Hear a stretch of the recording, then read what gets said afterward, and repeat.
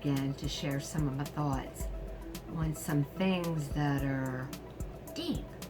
So I guess if you don't want to hear something real deep, then you probably want to click off here. This is going to be a little deep. And I don't want to go on too late because I do have to get up. It's Friday night, but I have to get up early for work tomorrow. I work at the hair salon. So anyway, yeah, these thoughts are flowing. I think a lot about a lot of things. A lot. It's just who I am, you know? So, but you know, I always say I like the positive, happy things in life. Always have. That's what I like. But we all know it's so hard to have it always that way in this world because of people, because how people are. Because there's a lot of like ugly things that people do in the world that mess up our lives for those of us who are more positive and like good things, you know? It's just the world we live in. It's how it is. So what are you going to do? You have to deal with the reality of it. So that's where I'm coming in on this subject. But yeah, I got to do this in a few different clips. So I'm going to share more with you on why you don't want people to define you. And it's not always easy, but just some things I've learned on that. So I'll be right back. All right, so let me get situated here. Let's start with this way. So we're all, without getting too deep into it, we're all a product of our environment or our upbringing by our parents. And we can't help that. You know, you can't choose your parents. Can't choose those things. So it's not our fault. So what I mean by that, but don't make yourself a victim over that. What I mean by that, it's not our fault how your family dynamics are. And yeah, there's probably some, I'm sure that there are some people out there that are really blessed to have a really good functional, not dysfunctional kind of a family. I think nowadays there's definitely a lot more dysfunctional families, no doubt. But, you know, you could have one parent or have two parents or no parents or, you know what I'm talking about. So that's where we know it all starts. It all starts on your caregivers, whoever your caregiver was. And, you know, they had things that happened in their family back from their past and, you know, it goes down the line. So, but let me just say that you can't be a victim. Can't be. If you have that, you know, you hear about it all the time, and I won't get into that, but if you have a victim mentality, you will never be better in your life, ever. So, it's not, excuse me, that's not an excuse. There is no excuse because there are many people that come from the same background. One is a victim mentality and one doesn't. And the one that doesn't goes on to being the better person in life. So yeah, you don't want victim mentality.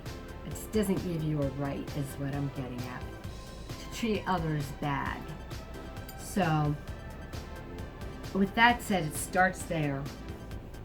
And so jumping ahead, I would say, you know, obviously for me, if you saw any of my other kind of videos, you'd probably get a little glimpse that I made a lot of mistakes in my romantic love relationships. And I didn't try to do that. It's not what I wanted to do, but it's what I did do. And you would know that from some other videos I have or some poetry I wrote where I give you a little story. And but I always know I was working on getting better and learning why I did that. So, you know, it's just you might have had things like from your father, you know, I'm not going to get deep into that. So, but the point of it is you have to relearn. When that happens to you, you're not going to know what you need to do. So you have to be on your quest to learn what you need to do and how to change that. It's work, okay? But it'll give you a better life. So, but anyway, so from some of the things I've learned, yeah, people, when you come from that, because of how your childhood is and different dynamics that weren't healthy, it would make you not know who you are as a person, like, because your parents didn't really define you in a healthy way, so you don't even know how to define yourself. But more on another clip. I'm gonna try it. I don't want this video to be too long, and it's getting late, and you're probably gonna get bored anyway, so see if you can stay tuned. But so if that happens, you have to work at, and there are things you can do to not let others define you. So my key element in regards to all this tonight is, don't let people define you. Because see what happens there, and you don't have to. There is definite hope for that. I know I've worked through that. And what I mean by that is, anyone out there, guys, it could be you, girls, it could be you. So I'm not using any particular gender, because it does go both ways. It's maybe different dynamics, but it goes both ways. So I guess what I'm saying to you is, try to have enough value in yourself. And when I mean value in yourself, I don't mean an arrogant value, like arrogant or being haughty. That's not good either. It needs to be here in the middle. If you're no confidence, no value, or arrogant and haughty, neither's good. Be in the middle. Okay? You want to feel good about yourself, but you don't want to be haughty. Nobody likes an arrogant person. I know I don't.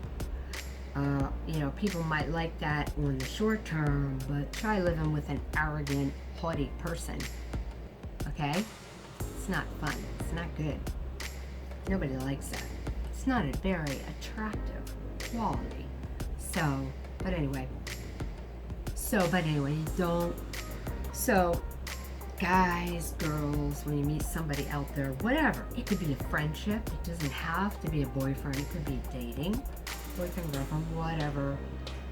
Friendship, females, could be a female friend you have, or vice versa. It doesn't matter either way. But take note to how you feel about yourself with that person. And like sometimes you'll feel really good, but start feeling sort of not good.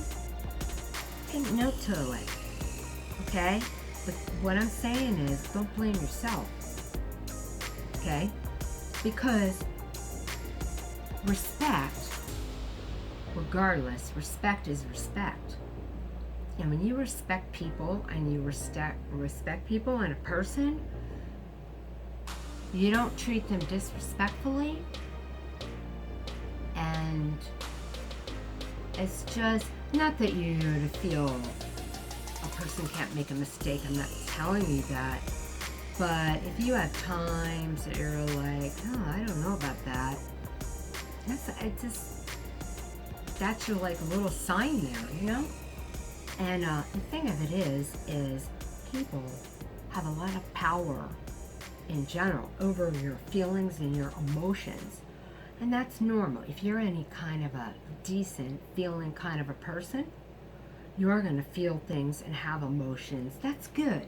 So what I work on is I don't want to block out those feelings and emotions. That I don't want to be hard and cold and hard, because then I'm going to be like them, and I don't want that.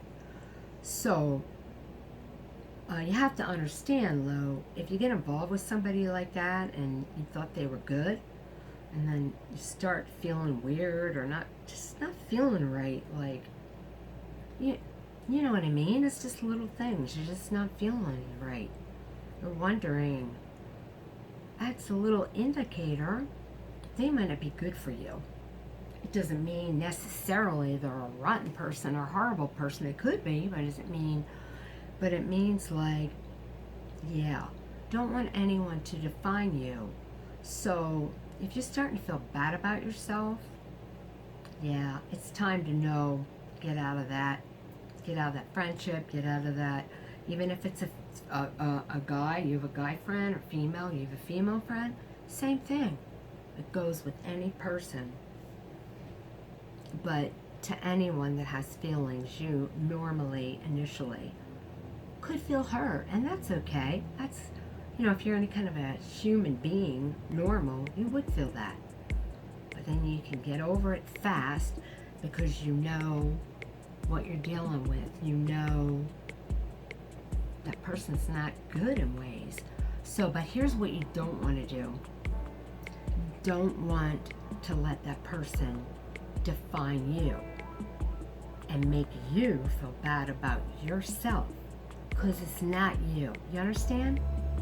Because even if the person didn't like you anymore or whatever, people are entitled to that. Even if they didn't, you can still be respectful. Okay?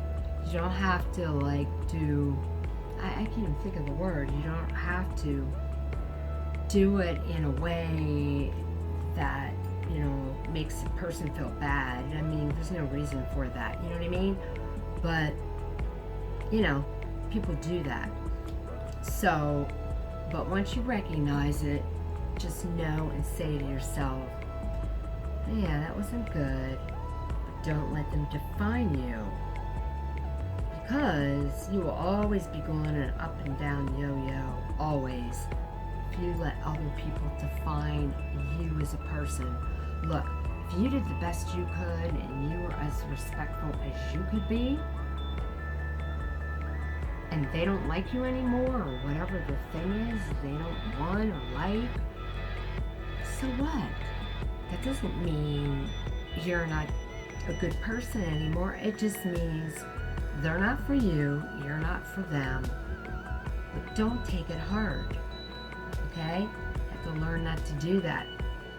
I used to do that a long time ago. That's a long time ago.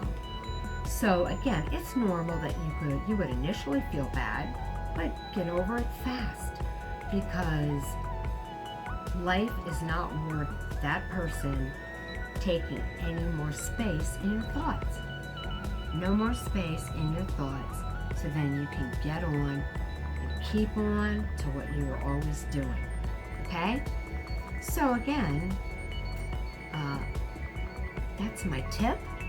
And in a moment, I'm going to end it on a note. What helped me? So, stay tuned. Okay, yeah, so I'm going to finish this video. I'm getting tired. So, okay, now, you all might not believe this way, but I'm just telling you what helped me. Okay? So take it for what it's worth. That'd be totally up to you. I can't make anybody do or believe and what they don't. I'm just telling you what helped me. So, long time ago, early on when I was dealing with some stuff, and I went to this Christian counselor, because I am Christian, so I went to Christian counselor. They mix of psychology and the Bible, what Scripture says, what God says in His Word. And I believe in that Bible, and it's His Word. So, if you don't believe it's His Word, then you don't, but I do. So, anyway, back then, that's many years ago, because of childhood issues and all that, she told me that I needed to see myself the way God saw me, not the way I was defined through my childhood. Because you are defined, your parents define you, or your caretakers. So if it's not your original parents, defined you. You don't know anything else other than that. And they give you your feelings about yourself.